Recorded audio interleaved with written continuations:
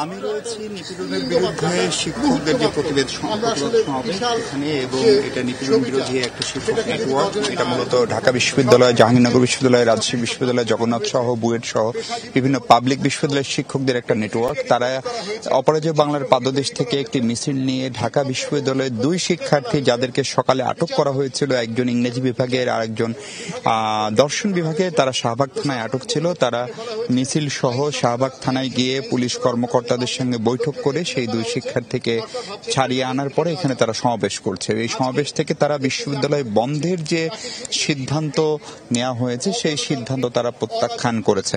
পাশাপাশি তারা বলছেন যে যে সমস্ত শিক্ষার্থীদের উপর আক্রমণের ঘটনা ঘটেছে, যে সমস্ত শিক্ষার্থী মারা গেছে, বিশেষ করে রংপুরে যেভাবে একজন শিক্ষার্থীকে প্রকাশ্য দিবালোকে গুলি করে পুলিশ হত্যা করেছে, এইসব ঘটনার সুষ্ঠু তদন্ত তারা চান এবং এর সঙ্গে যারা জড়িত তাদের তারা বিচার দাবি করছেন। এই অনুষ্ঠানে ঢাকা বিশ্ববিদ্যালয়ের শিক্ষক professor Kamrul Hasan, north south বিশ্ববিদ্যালয়ের শিক্ষক নোহা আহমেদ, বুয়েটের প্রফেসর হাসিব চৌধুরী, ঢাকা বিশ্ববিদ্যালয়ের শিক্ষক অধ্যাপক আসিফ নজরুল, প্রফেসর গীতিয়ার নাসরিন সহ বামপন্থী শিক্ষক এবং ডানপন্থী শিক্ষকদের একটা অংশও এরই মধ্যে অংশ নিয়েছে।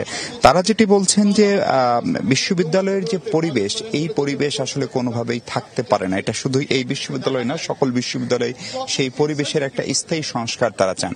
আর আপনি গাইবানা জানাজার যে কথাটি বলছিলেন, সেই প্রোগ্রামটির কর্মসূচি নির্ধারিত সময় দুপুর 2টো, এখন 1:08 বাজে। ধারণা করা হচ্ছে যে ক্যাম্পাসের এখন যে পরিস্থিতি, সকাল থেকে বিভিন্ন এলাকা ঘুরে আমরা বুঝলাম, তাতে ক্যাম্পাসে যেরকম শাহবাগে একেবারে পুলিশ, বিজিবির আর্ম পার্সোনাল, ক্যারিয়ার, এপিসি সহ বিভিন্ন জলকামান নিয়ে তারা রয়েছে। এর পাশাপাশি সব প্রবেশ মুখে কিন্তু নিশ্চিদ্র নিরাপত্তা রয়েছে।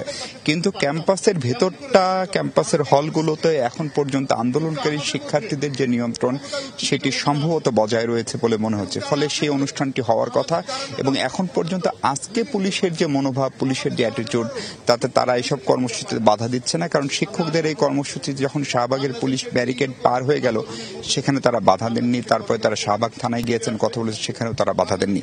ফলে সব মিলিয়ে ক্যাম্পাস সন্ধ্যা 6টার মধ্যে বন্ধের যে ঘোষণা, সেই ঘোষণা সাধারণ ছাত্রছাত্রী, বিশেষ করে আন্দোলনকারী শিক্ষার্থীরা খুব ভালোভাবে নেয়নি। যদিও সকালের দিকে অল্প কিছু সংখ্যক শিক্ষার্থী, যাদের বাড়ি ঢাকার খুব কাছাকাছি, যাদের পরিবারের প্রচন্ড চাপ রয়েছে, আত্মীয় স্বজন কেউ এসে, তারা কেউ অল্প পরিমাণে, ধরেন 5% হয়তো হল ছাড়তে শুরু করেছিলেন। এখন হল ছাড়ার এই চূড়ান্ত সিদ্ধান্ত যখন আসলো বিশ্ববিদ্যালয়ের সিন্ডিকেট থেকে, তারপরে কি অবস্থা সেটি বোঝার জন্য আমাদের আরো একটু সময় হয়তো অপেক্ষা করতে হবে।